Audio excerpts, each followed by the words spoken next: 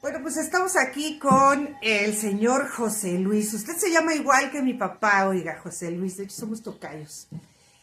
A mí me gustaría mucho que antes de entrar a la materia política me platicara o nos platicara un poco de quién es José Luis. Con mucho gusto. Primero, agradecerte la oportunidad de dirigirme a tu auditorio y qué bueno que mencionas a tu papá. Siempre es gratificante recordar a sus seres queridos. Yo no soy tan inteligente como seguramente era tu papá, lo deduzco porque tú eres una mujer talentosa, Ah, muchas gracias. pero soy un hombre pues sensible y de alguna manera inquieto, rebelde, que ha luchado desde siempre por lograr una mejor sociedad y una patria para todos. Y bueno, decirte que nací en Ixtlán del Río, Nayarit. Ahí viví mi infancia, estudié en la primaria Benito Juárez, en la secundaria federal Amado Nervo, y luego en la preparatoria me inscribí en el CEBETIS 27 de Ixtlán del Río y cursé la carrera de técnico en contabilidad. Llegado el momento ya de pensar en la carrera universitaria, como mi municipio, que es Ixtlán del Río, es limítrofe con Jalisco, la tendencia de quienes quieren superarse es venirse sobre todo a Guadalajara. En mi caso no fue la excepción. Me vine a Guadalajara con el propósito de estudiar una licenciatura que en principio quería que fuera la de Derecho, pero en aquel entonces yo tenía pues 17 años, 18 años. La carrera que existía en el ITESO era la de Administración de Empresas, que fue la que me resultó más atrayente, aunque el propósito original era estudiar Derecho, pero no había la carrera de Derecho en esa institución a la cual yo llegué por un accidente de la vida. Mi papá, obrero ferrocarrilero, nosotros pues de origen humilde, aunque nunca tuvimos carencias, de alguna manera tuvimos una vida decorosa, decente, pero no podíamos pagar la colegiatura en Guadalajara y particularmente en el ITESO. Esto fue posible porque un tío que era sacerdote nos ayudó para conseguir una beca que posibilitó que yo pudiera estar en dicha universidad. Me encantó la idea y además, digamos, la oportunidad, porque yo de joven eh, tuve que, digamos, buscar la forma de desarrollarme y me encantó la idea de ligarme a los grupos religiosos. Fui cantor en la iglesia, fui además de ser cantor, tocaba órgano en la iglesia. Entonces cuando yo llego al ITESO con los padres jesuitas, que repito, llegué por un accidente de la vida, ese tío que era sacerdote, que era como mi segundo papá, consiguió una beca que me facilitó a mí y me permitió acceder a esa casa de estudios que era dirigida por padres jesuitas. Entonces hubo pues digamos una sinergia y creo que de alguna manera algunas orientaciones que allí se recibieron pues contribuyeron a fortalecer mi conciencia política y mi espíritu humanitario y solidario, ¿no? Y mi afán por buscar la justicia.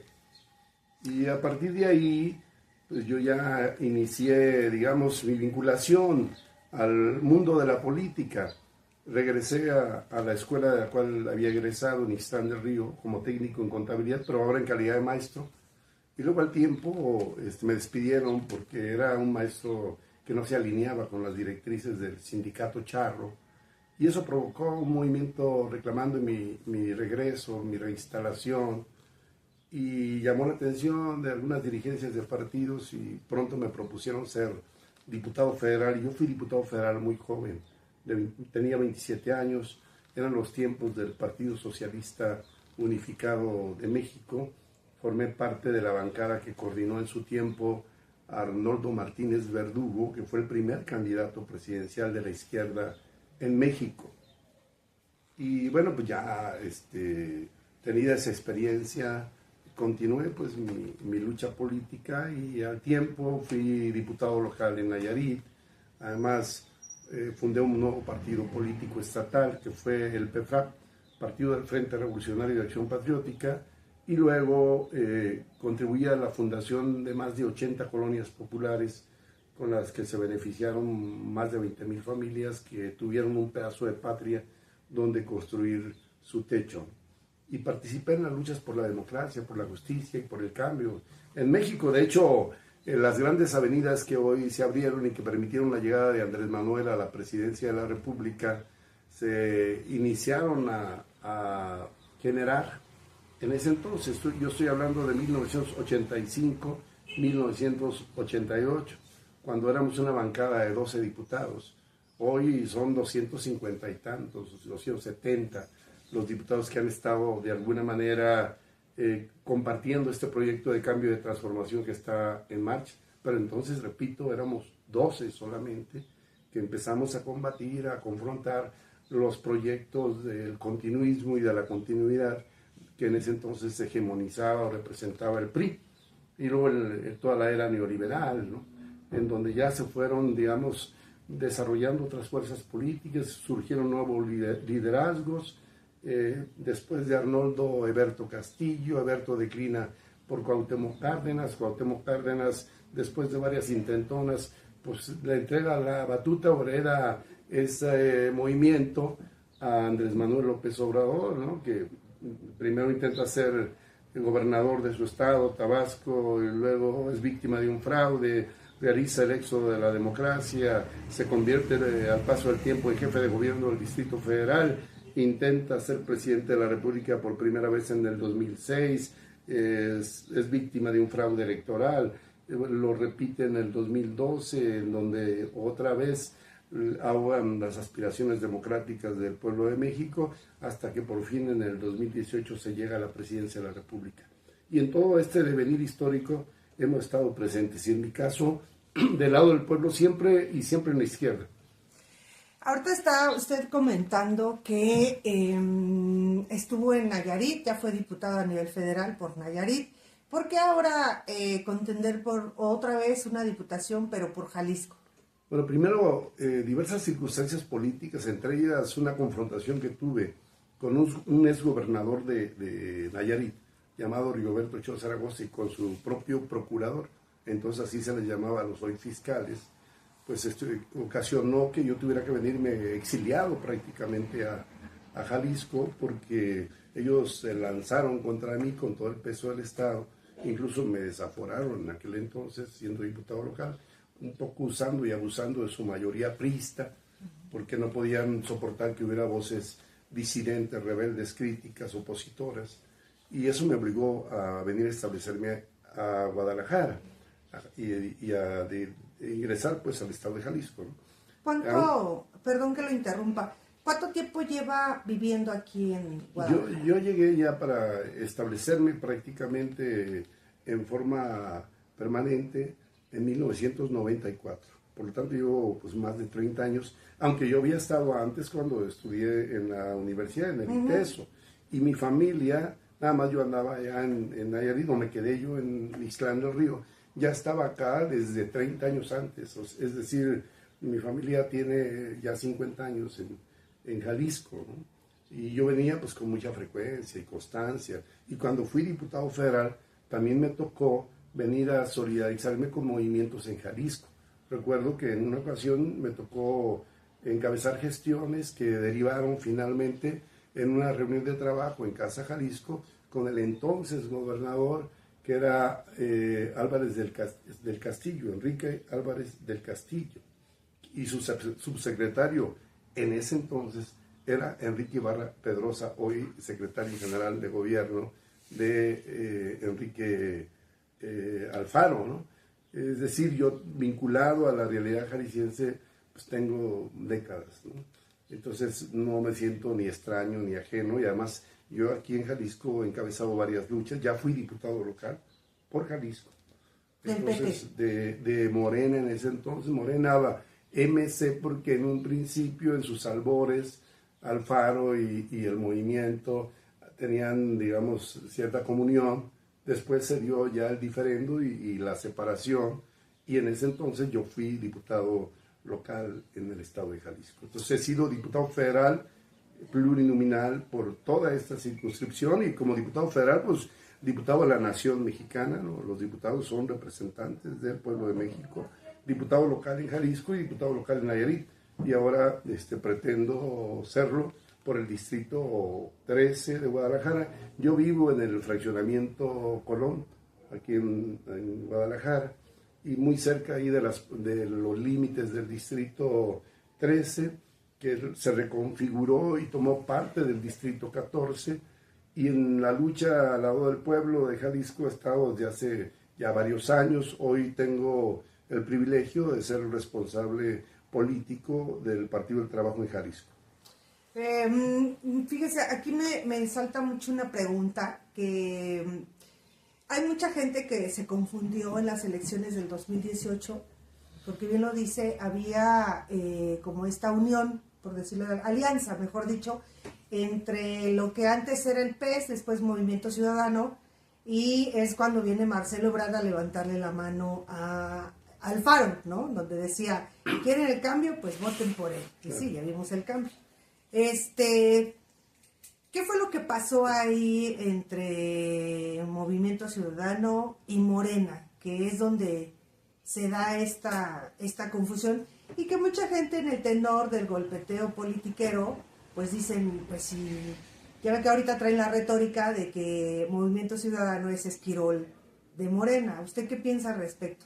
Bueno, yo pienso que hubo una luna de miel inicial, que luego se convirtió en conflicto y más tarde en confrontación abierta, derivada del hecho de que Enrique Alfaro en un principio se jactó de ser un hombre progresista. De hecho, venía de realizar un gobierno en Tlajomulco de avanzada, porque él empezó a replicar algunos de los programas sociales que Andrés Manuel, desde la jefatura del gobierno del Distrito Federal, estaba realizando.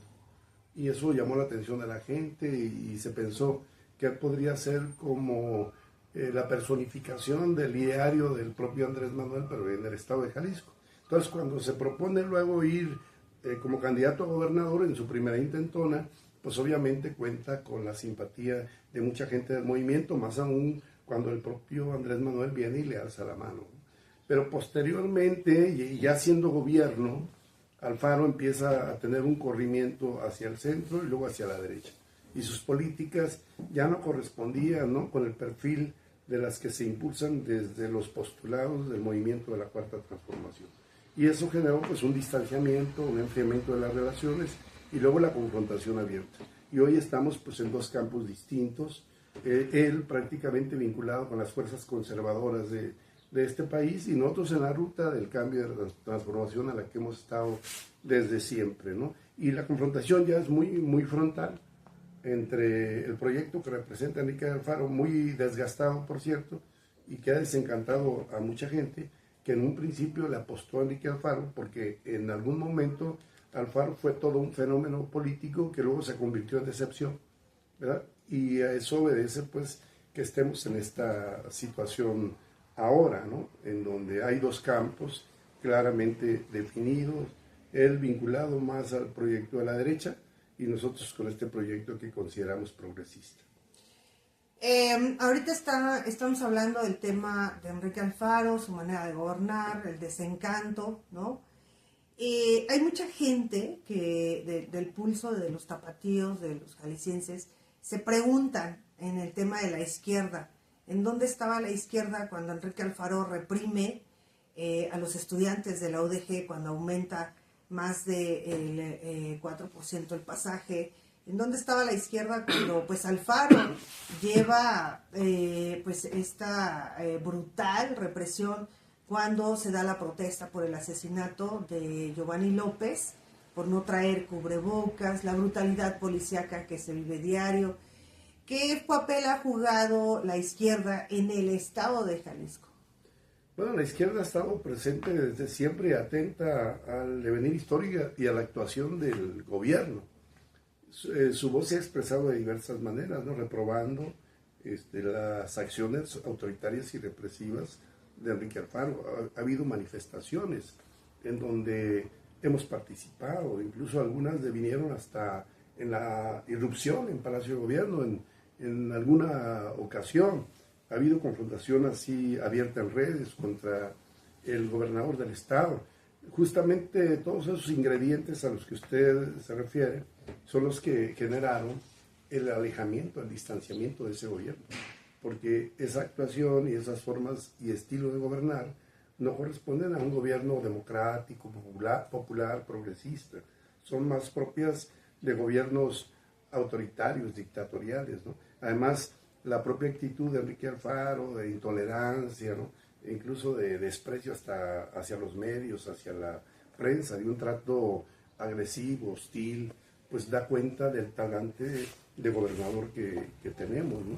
Entonces, a eso se debe que ahora nosotros nos estemos planteando su remoción del gobierno, ¿no? El desplazamiento ya de esa fuerza política que desde nuestro punto de vista está agotada ya. Y lo que tenía que ofrecer, pues ya lo desarrolló, que por supuesto no ha tenido la anuencia ni el aval de la ciudadanía.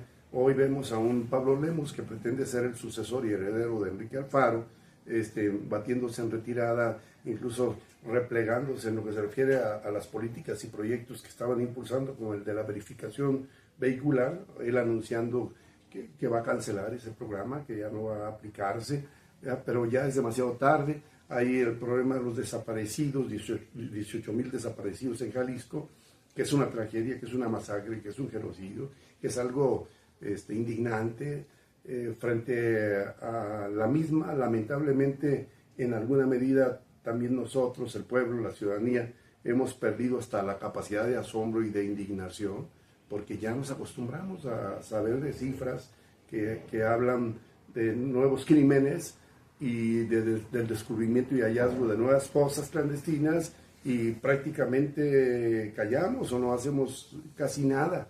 Los familiares de desaparecidos están agrupados ya en asociaciones y ellos están dando una batalla admirable y hasta heroica, ¿no? Sumamente peligrosa, porque las madres buscadoras sabemos muy bien que muchas de ellas incluso terminan siendo víctimas del propio crimen organizado, que se siente amenazado por los descubrimientos y denuncias que ellos están realizando. Entonces, con todas estas tragedias, pues no hay razón como para que pretendan reelegirse con otro nombre o con otro rostro. Si tuvieran vergüenza, francamente ya no participarían en la contienda y reconocerían que el pueblo no los quiere ya.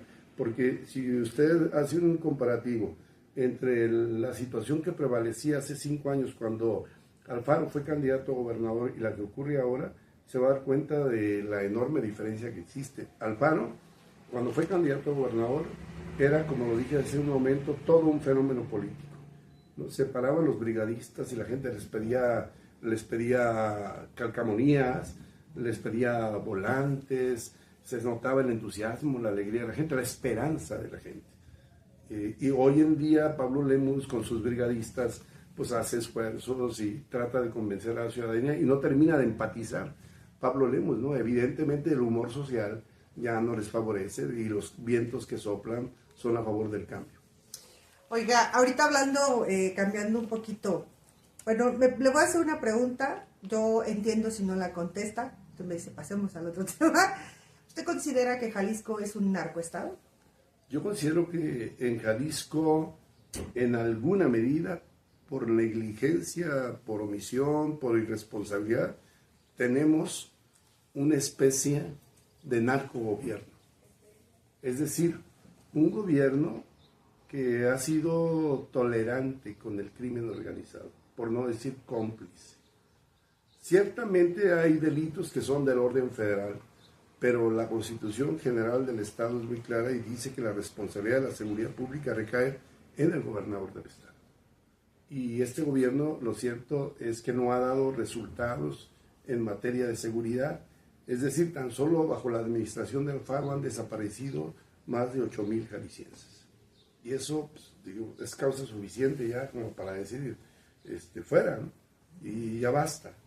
Entonces, en lo que se refiere a este problema de la seguridad, de la violencia y de la criminalidad, este gobierno está reprobado.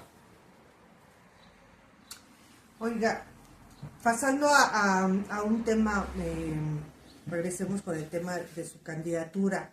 Mencionaba ahorita que estuvo primero en Morena y ahora por el PT. ¿Por qué decide salirse de Morena si en tema de política, pues es el partido que tiene la fuerza? Y el PT, bueno, siempre ha sido fiel a la izquierda, eso hay que reconocerlo, siempre ha estado en los movimientos con el presidente de la República. ¿Por qué este cambio? ¿Por qué no continuar con Morena y no, con el PT? A ver, primero aclarar, yo he sido un hombre de izquierda de toda la vida. O sea, yo no soy de coyuntura, de que en función del candidato decido cambiar de color o no. Yo desde los albores de la izquierda, desde la coalición de izquierda, el PSUV, el Partido Mexicano Socialista, el PRD y ahora Morena, he estado en esas filas, siempre. Fui fundador de Morena, fui pionero en Morena. Fui el representante de Andrés Manuel López Obrador en Nayarit en las elecciones del 2012.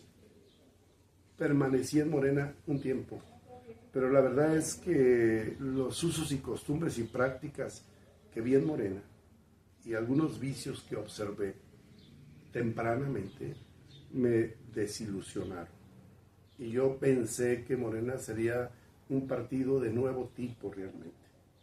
Pero conforme conocí las entrañas, me di cuenta de que había vicios que yo había observado o encontrado en otras formaciones políticas y que Morena como partido no era propiamente mi partido. Yo soy un hombre de izquierda. Andrés Manuel, yo siempre lo respeté, lo admiré y lo he defendido toda la vida. Y hasta el último día de su mandato estaré con él, compartiendo sus ideales, en el entendido de que antes de que apareciera Andrés Manuel en el escenario político nacional, yo ya luchaba. Y yo ya luchaba por la izquierda. Yo tengo casi 50 años en el campo de la izquierda. Entonces, ¿por qué Morena, si es que tiene la fuerza, como usted dice? Porque yo no estoy actuando en función de quién tiene más votos, sino quién tiene más congruencia, más consecuencia con principios y valores, y quién realmente está orientado hacia la izquierda. Y yo digo que hacia la izquierda porque los proyectos y los modelos de la derecha ya los conocimos durante toda la era neoliberal y fracasaron. Y contribuyeron a un desastre en el país, 60 millones de pobres, 20 millones de gente viviendo en la miseria, profundización de las desigualdades, generación de los dos Méxicos, el México de la opulencia y el México de la indigencia, entrega de independencia, soberanía nacional. Entonces, si queremos hacer un cambio en este país, tiene que ser a la izquierda, como está ocurriendo ahora. Y por eso yo sigo en esta ruta y desde el PT considero que lo estoy haciendo en mejores condiciones. Esto no quiere decir que descalifique a Morena como tal, ni a sus militantes, porque hay muchísima gente buena. Pero más allá incluso de los logotipos y las formaciones partidarias, está un pueblo ávido de un cambio verdadero y que le apuesta a un nuevo proyecto de nación, y con ese pueblo estamos tratando de empatizar desde el Partido del Trabajo. Hablando del Partido del Trabajo, si estoy mal, corríjame por favor. Se tiene por entendido que perdió el registro en el estado de Jalisco. ¿Cuál es la estrategia que está haciendo el Partido del Trabajo para volver a recuperar el registro en Jalisco y cuáles fueron las causas? ¿Cuál fue el error que usted observa para que se haya perdido el registro? Bueno, yo creo que sin regatearle méritos y aciertos a quienes condujeron el partido en el pasado, lo que yo aprecié es cierta burocratización.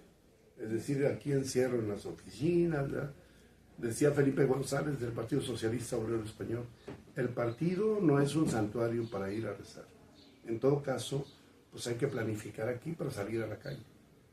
Y nosotros advertimos que hubo desde hace tiempo una desvinculación del movimiento popular y de la lucha social.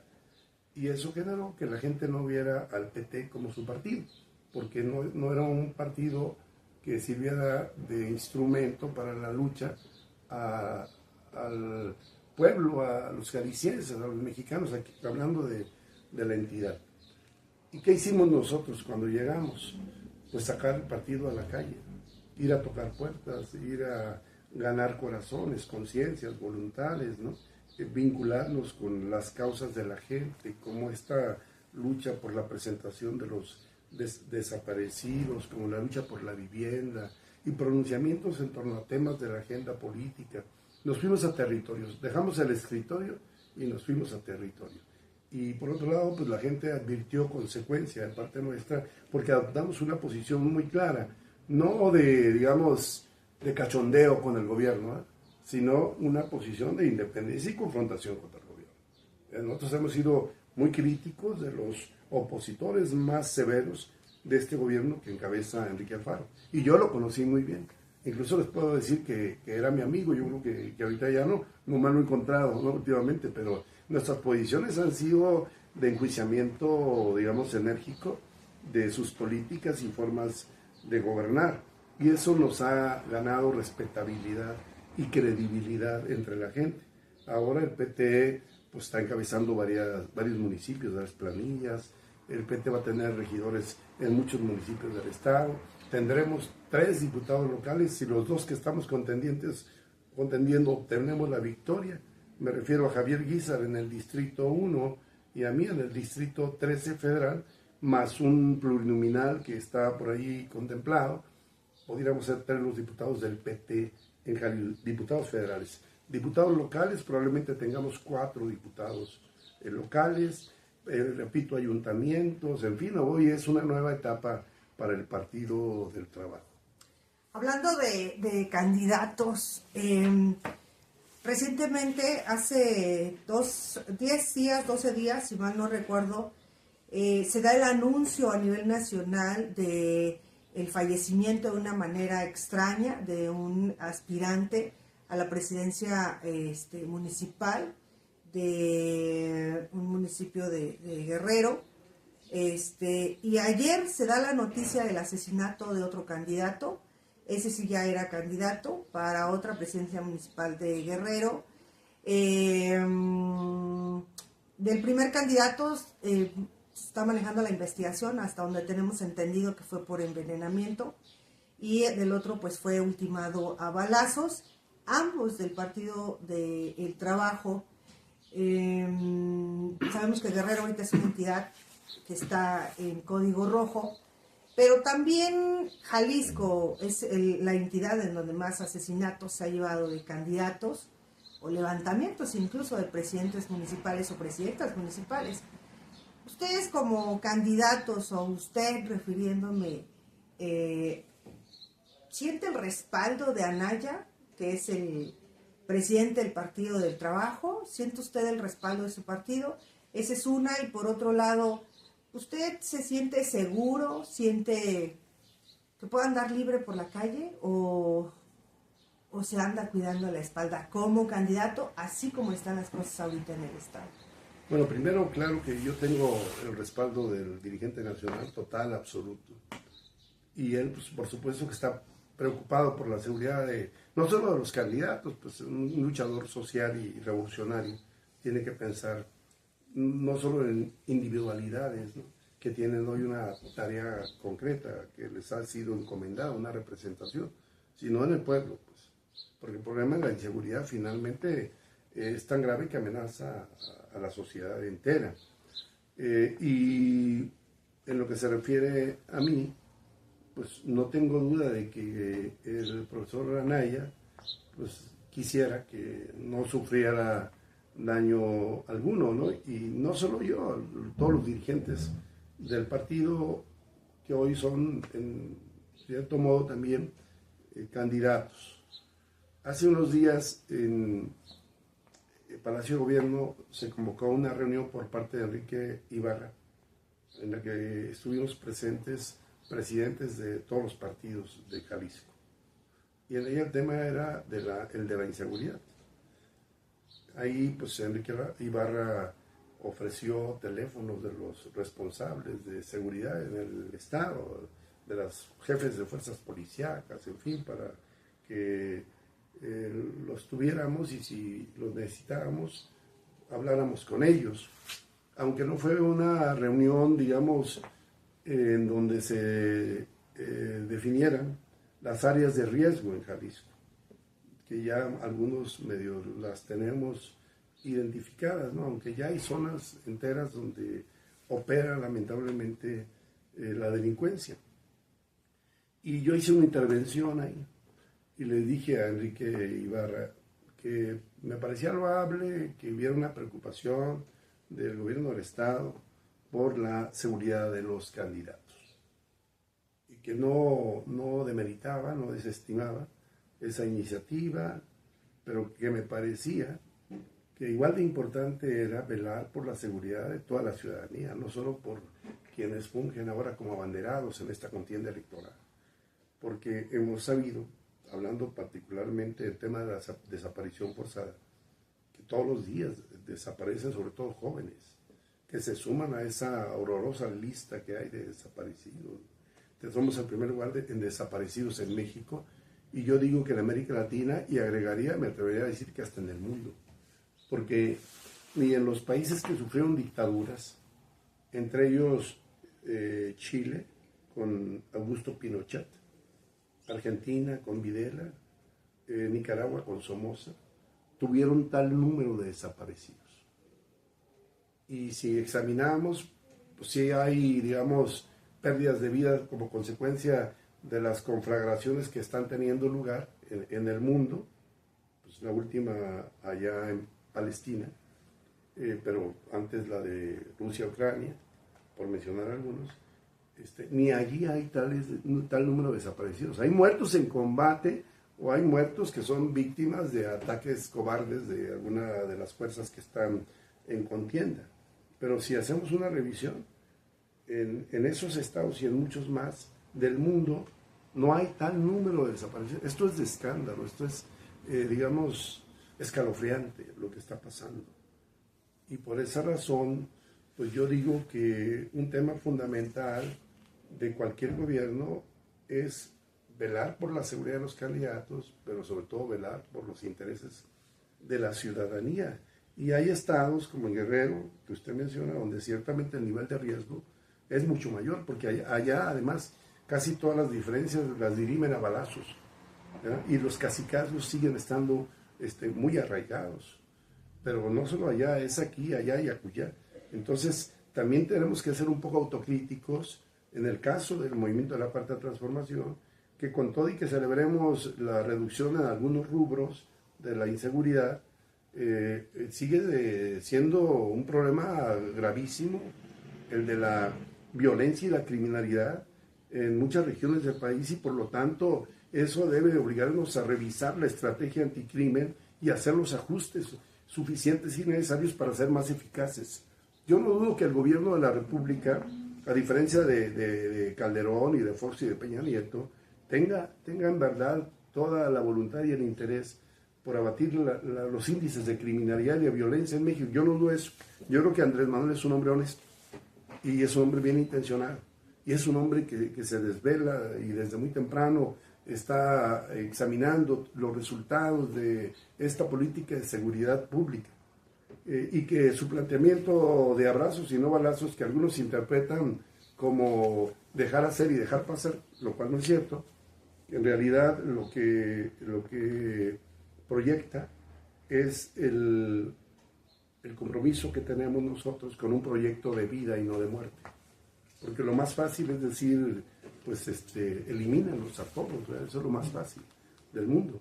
Pero Andrés Manuel, queriendo ser también consecuente con su política y discurso humanista, pues está buscando, vía combate de las causas que originan la delincuencia por medio de la justicia económica y social, educación, cultura, pues que estas tasas desciendan. Pero eso no significa que esté rendido o vencido frente al crimen organizado. Están haciendo algo, pero evidentemente no hemos sido tan eficaces como debiéramos. Entonces sí tenemos que revisar la política o la estrategia en esta materia. Para irnos enfocando. Vamos a soñar por 3 segundos. Sí, cómo no. Usted ya ganó. No, porque además ese sueño yo lo veo convertido en realidad, ¿eh? Amén. Antes por de eso. que llegue el 2 de junio. Amén por eso. Ya lo iré a entrevistar a San Lázaro. No, claro, con mucho gusto. ¿Cuáles son las propuestas, cuáles son las reformas que usted va a proponer, o válgame la redundancia, o cambios a la ley? En materia del tema, yo estaba escuchando los 100 puntos de la doctora Claudia Sheinbaum. Se enfoca los primeros 10 aproximadamente en el tema de la mujer, violencia contra la mujer, refugios para la mujer. Jalisco es uno de los estados más, ¿cómo se llama? En tercer lugar, misóginos y machistas que hay.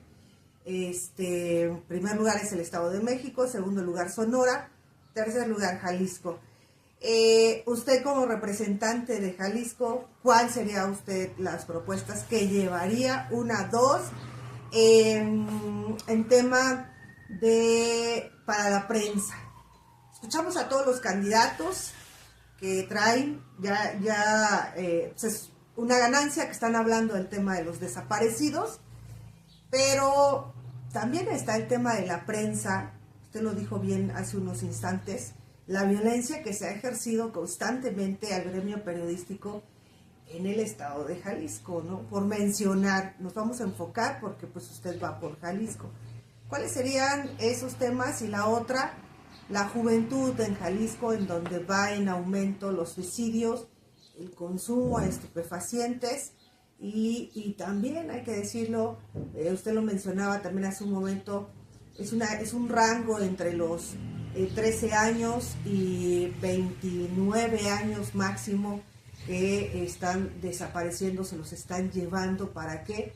Pues no se tiene ciencia cierta. ¿Cuáles serían sus propuestas? Ya imaginando que usted ya ganó, ya celebró y ya está tomando protesta, ya tiene su curul, su oficina. ¿Cómo va a trabajar como diputado a nivel federal por el estado de Jalisco? Bueno, decirte que ese pensamiento optimista yo lo tengo desde que acepté la candidatura. Yo voy a ir a celebrar con usted. No, claro, con es mucho un compromiso. gusto, claro. Y también acá. No, nos vamos con mucho gusto. Ahorita lo firma, Sí, por favor, con sangre, como ya Xochitl Gálvez. Ya queda eso como un compromiso. Aquí traigo el mi primer alfiler. compromiso de pre-campaña o de campaña. Mire, déjeme decirle primero, en cuanto a las propuestas o iniciativas que yo apoyaría, ya desde ahora, y que las hago mías, están las que tienen que ver con el mundo del trabajo, ¿no? En correspondencia justamente con el partido en el que estoy, del cual tengo la responsabilidad de dirigir. Primero, yo estoy de acuerdo en que el salario aumente por encima de la tasa de inflación. Por lo tanto, hay que legislar al respecto, para que quede consagrado eso en nuestra Carta Magna. Yo estoy de acuerdo en que la semana laboral sea de 40 horas. Por lo tanto, hay que legislar para que quede ya establecido en nuestra Constitución General de la República. Yo estoy de acuerdo en que la pensión sea equivalente, de ser posible, si las finanzas nacionales lo soportan, al 100% del salario que percibe en activo el trabajador. Porque hoy en día, como lo sabemos, las pensiones muchas veces equivalen cuando mucho al 50% de lo que recibían en activo los trabajadores. Y la propuesta es que se mejore el monto de las pensiones, incluso que se examine la posibilidad de que sean equivalentes al 100% de lo que se ganaba en activo. Yo estoy de acuerdo en que se establezca el seguro de desempleo. Esa no es una propuesta que esté planteada en este momento, pero que nosotros desde el Partido del Trabajo impulsaríamos, porque nos parece que es elemental que el Estado se preocupe por garantizarle a los trabajadores cuando son despedidos, mientras encuentran una nueva oportunidad laboral, un apoyo económico para que puedan sobrevivir.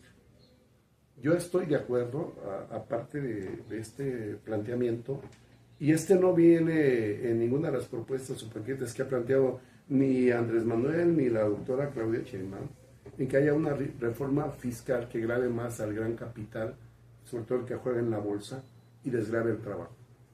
Para financiar, sí, para financiar todos los programas sociales que están en curso y otros que se están anunciando, como este último en relación con las mujeres que mencionó la doctora Claudia Sheinbaum, de que ahora se otorgue un apoyo económico a las mujeres a partir de la edad de los 60 a los 64 años. Se ocupa dinero. Para hacerle justicia a otros sectores de la población, se ocupan recursos económicos. ¿De dónde van a provenir esos recursos económicos? Bueno, ya lo del combate a la corrupción lo tenemos claro y es una fuente importante de ingresos. Ya lo de la evasión y la elusión fiscal también la tenemos registrada, pero necesitamos, aunado a eso, reformar el sistema tributario, porque el que hoy está vigente fue el que heredamos de los gobiernos neoliberales, que no gravaban mucho al gran capital. Andrés Manuel ha planteado que no hay necesidad, cuando menos en esta etapa que a él le ha tocado dirigir, ni de crear nuevos impuestos, ni de aumentar los impuestos.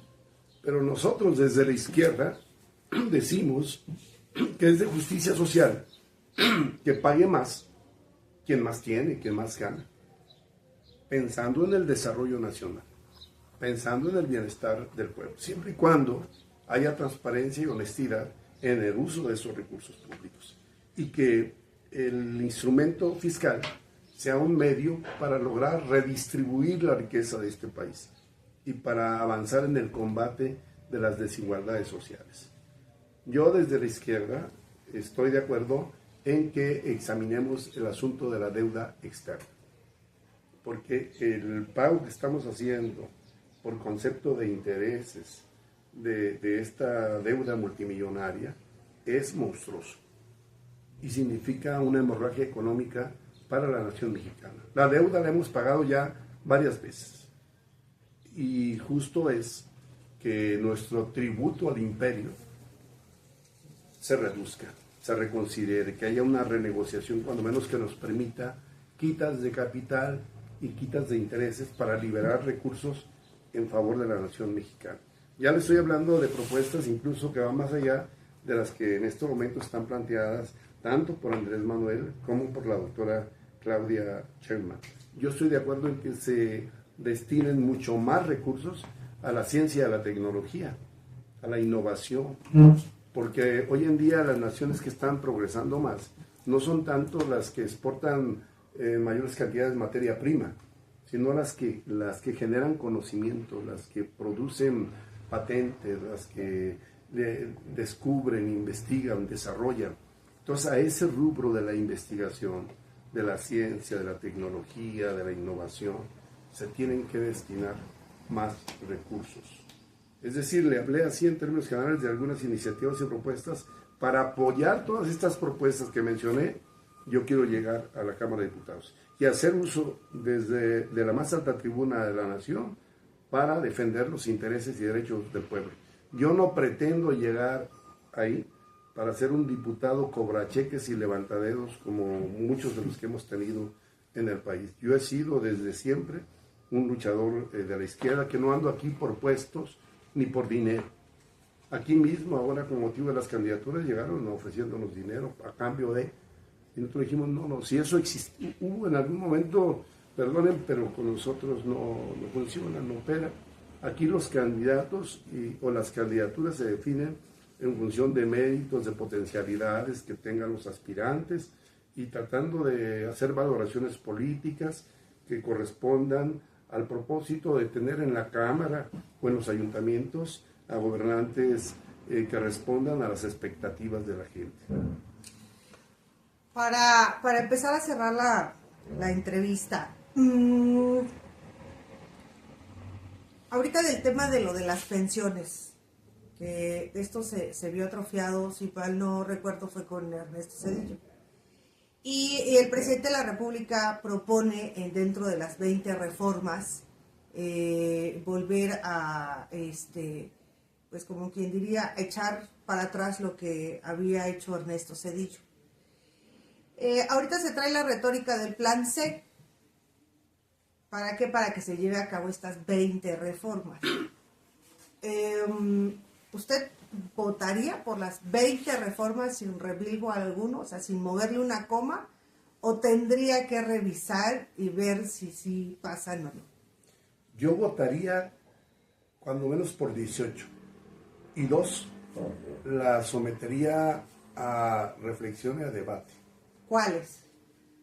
La de desaparición de la representación plurinominal y la de la reelección. Lo explico. A ver, sí, de plurinominales. Sí.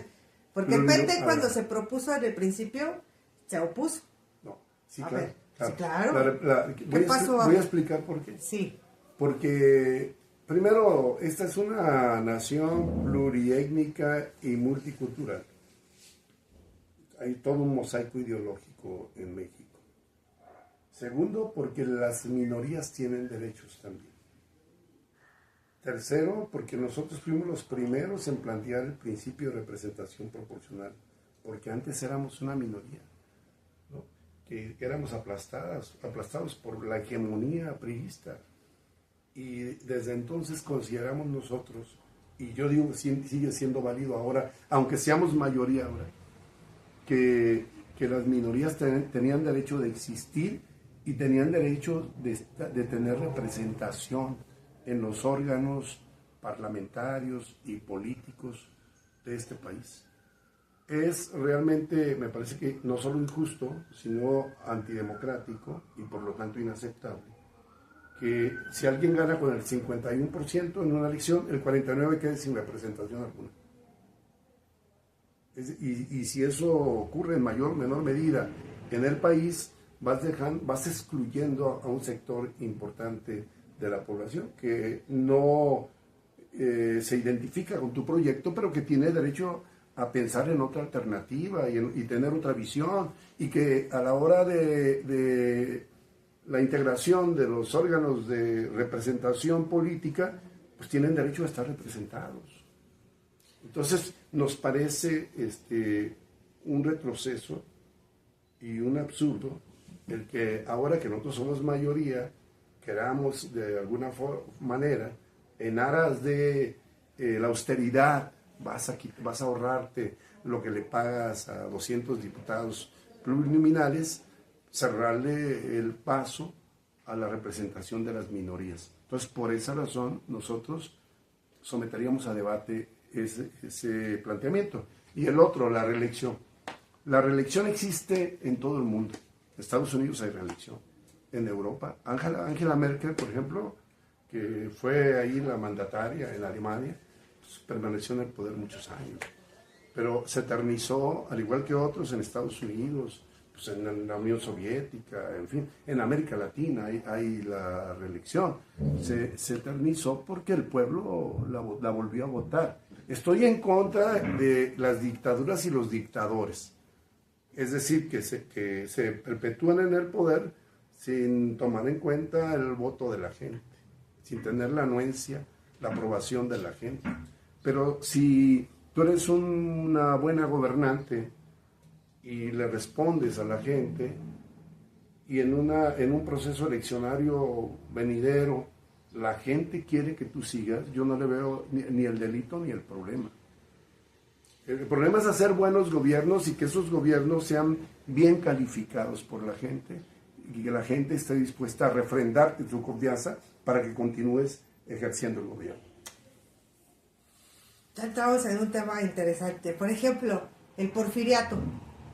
Es por eso que se quita lo de la reelección. No, pero... Pero ahí... Pepita. Sí. Pero ahorita en la actualidad, el tema de los plurinominales, antes de que llegara el salinato, eran 300. Carlos Salinas de Gortari llega y modifica eso en la Constitución, tanto en los diputados como senadores, ¿no? Y la realidad de las cosas es que esto se ha prestado a venta de curules. Y eso es más que comprobable. Por ejemplo, en todos los partidos, no importa si es Morena, PT, Verde, PRI, PAN y el relleno del PRD y ahora Movimiento Ciudadano. ¿Por qué? Porque, un ejemplo, hay mucho descontento en el tema de Morena por, claro ejemplo, Sergio Mayer. No hizo nada y votó todo en contra. pero ahora va como plurinominal. El caso del PT, hay un fuerte descontento, ¿por qué? Pues porque ha levantado, en el caso de Coahuila, Ricardo Mejía Verdeja levantó al PT y lo convirtió en segunda fuerza política, cuando el PT ni sus luces en Coahuila, y no lo quisieron meter, ¿no? Más sin embargo metieron a alguien que pues igual, pues ni al caso. Y así, en el verde, pues está el claro ejemplo de Erubiel Ávila, ¿no? Y dices, y los están metiendo por plurinominales. Eso es una ofensa al pueblo mexicano, si vemos el antecedente de cada uno de ellos.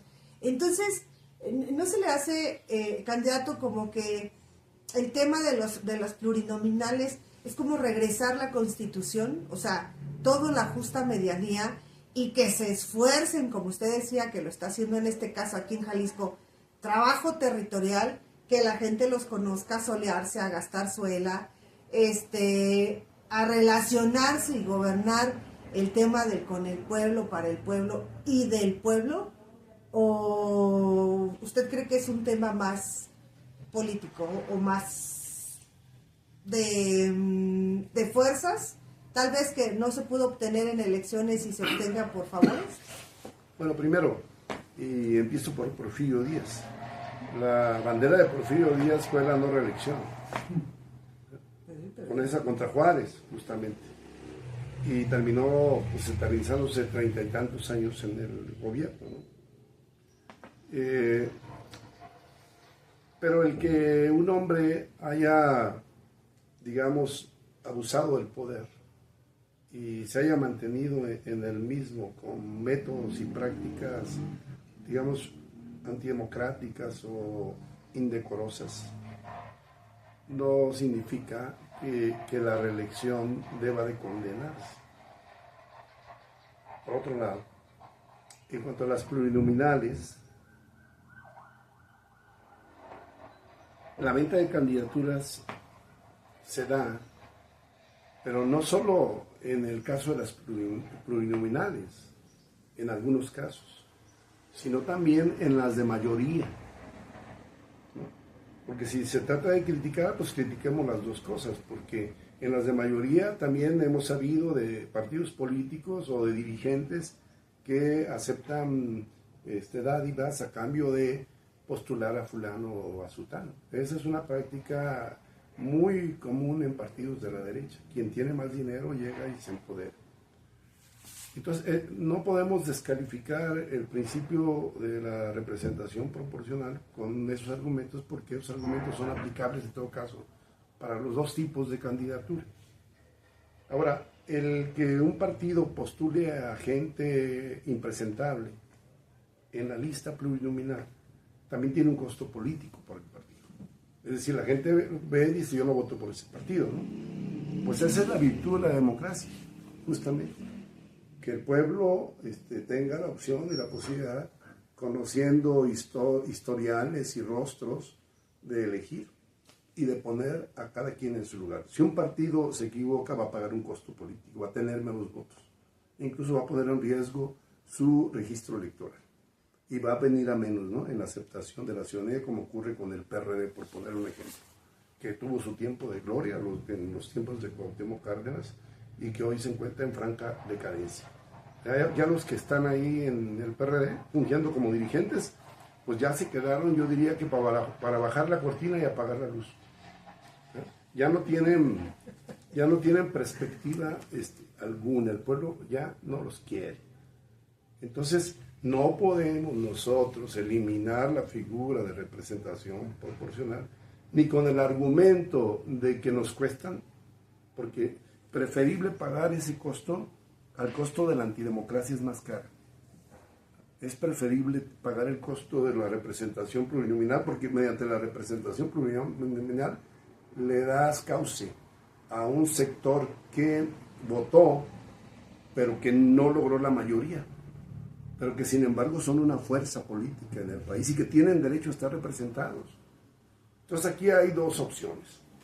O te estableces el sistema de mayorías y de minorías, y mayoría, el que saca la mayoría se queda con todo, y la minoría, aunque esté cerca de lograr la victoria, no cuenta, o le das representación también a esa minoría en función del porcentaje que representa.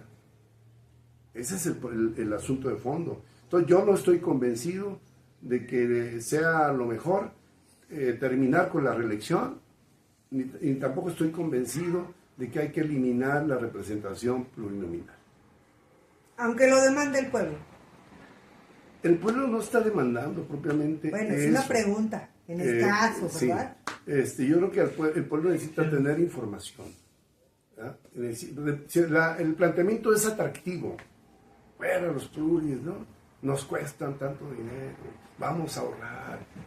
Se oye así. Pero es que eso es parte del plan C, o sea, es parte de la agenda presidencial. El plan C es otra cosa.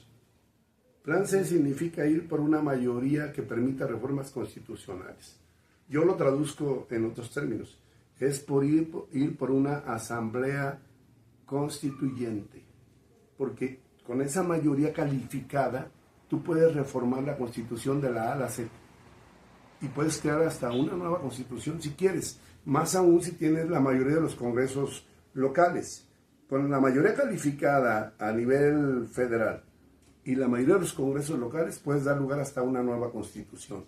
Es decir, los diputados que conforman esa nueva mayoría se convierten en la práctica, se erigen en nuevo constituyente en este país. Para hacer los cambios con la profundidad que quieran y darle la orientación y el contenido a la Carta Magna que decían. Eso es la mayoría calificada. Sí, claro, pero el aspecto es de que se pretende obtener la mayoría calificada. Obviamente no puede ser totalitaria porque se las tumbarían, en el caso de Morena, pero sí hay una amplia posibilidad de que el PT avance a ausencia de malas decisiones que está tomando Morena. Digo, no es un secreto, eso es algo a nivel nacional. Y aún así, yo le vuelvo a replantear la pregunta. La gente está viendo como opción al PT, de izquierda verdadera, ¿no? Porque ya Morena está volviendo muy pragmático, muy flexible. Y hay descontento, aunque tan solo aquí en Jalisco, las protestas que se han vivido en las oficinas de Morena por las imposiciones, ¿no? Y entonces a esa ausencia, si a usted ha observado o el PT ha visualizado esa posibilidad de entrar en esa contienda a la ausencia de estar escuchando al pueblo por parte de Morena, o ustedes se van a guiar por su agenda sin tomar en cuenta al pueblo de México. Mira, nosotros hemos compartido la mayor parte de los planteamientos que ha promovido el presidente, en un 95%, 98%. Claro que no somos tampoco nosotros súbditos, ¿no? de nadie. Somos compañeros de lucha, incluso el presidente de la República. Y cuando él tiene la razón desde nuestra óptica, y hemos coincidido casi en todo, el PT ha estado presente. Y si ha habido una fuerza política en este país firme y leal con el presidente, es el PT. Incluso antes de que Morena tuviera registro. Para que naciera Morena también el PT puso su granito de arena. Y en los tiempos del movimiento el PT apoyaba hasta financieramente al movimiento y al mismo presidente de la República. Por ejemplo, el periódico Regeneración se imprimía en la imprenta del Partido del Trabajo, que tiene la imprenta más grande de América Latina. Pero además hubo acompañamientos y apoyos de otra naturaleza. Entonces, si el presidente ha contado con alguien siempre, es con el Partido del Trabajo.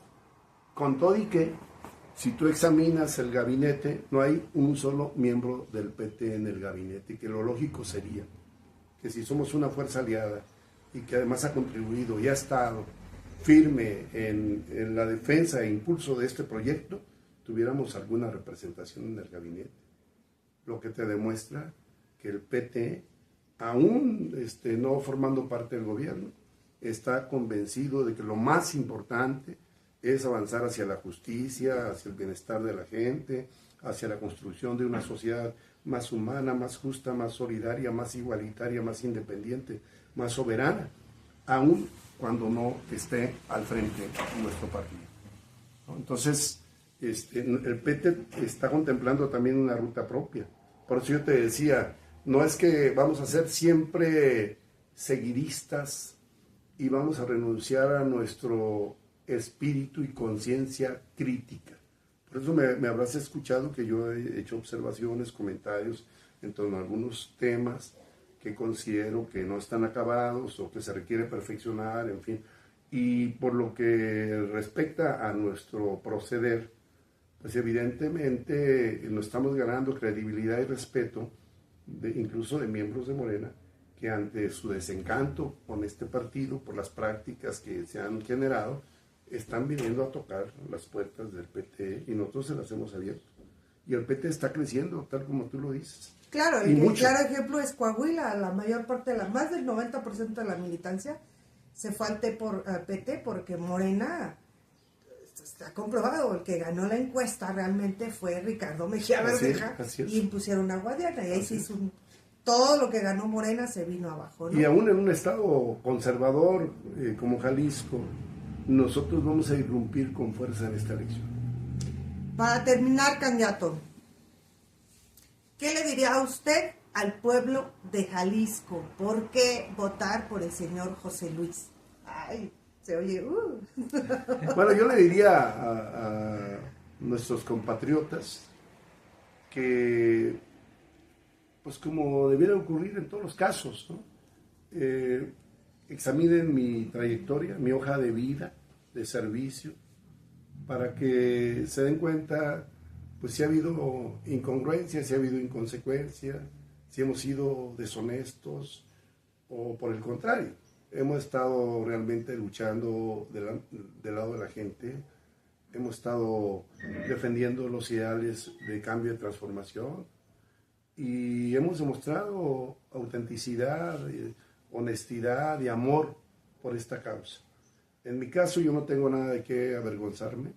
Creo que como timbre de orgullo puedo decir que soy un hombre de izquierda, de siempre, y que por lo tanto mi prioridad y mi compromiso fundamental es con los trabajadores del campo y de la ciudad, manuales e intelectuales, con el pueblo todo, que estoy a favor de una sociedad más justa y más humana, que tenga los colores nacionales de la patria y un rostro sensible, pues, y que además soy garantía en caso de llegar al Congreso de ser un legislador competente, capaz, que va a defender con pasión y con amor revolucionario los intereses y derechos de la gente. Yo he sido 3 veces legislador, no voy a ver si puedo, sino porque puedo voy, y creo que en la Cámara, ahora que va a reciar el debate con la derecha, se va a agudizar la disputa de la nación, nosotros vamos a jugar un papel fundamental, y yo en lo particular, además de la función que cumpla en la Cámara a nivel legislativo y desde la tribuna misma, voy a estar en contacto directo con la gente en la gestoría, recorriendo el territorio, rindiendo informe de mis actividades y por lo tanto acreditando plenamente mi lealtad a los intereses del pueblo y de la patria. Pues muchísimas gracias, señor José Luis. Nada más recuérdele a la audiencia cómo va a aparecer en la planilla, por dónde votar y por qué distrito va. Bueno, pues voy a aparecer en la boleta electoral de diputado federal, en el emblema del PT, de Morena, del Verde, que somos los aliados históricos y que vamos en unidad a nivel federal, y pues lo haré con la confianza y seguridad de que la gente va a valorar nuestra trayectoria y nuestro compromiso, y seguramente el 2 de junio por la noche, junto con este pueblo que estoy seguro nos va a apoyar, vamos a celebrar la victoria. Los vientos de cambio que soplan en Jalisco ya no los puede negar nadie. Vamos a ganar la presidencia de la República con Claudia Sheinbaum, vamos a ganar la gubernatura del estado con Claudia Delgadillo, y vamos a ganar la Diputación Federal con José Luis Sánchez y la Diputación Local con el compañero Leonardo Almaguer, entre otros candidatos. Muchas gracias a todos. Muchas gracias. Hasta luego.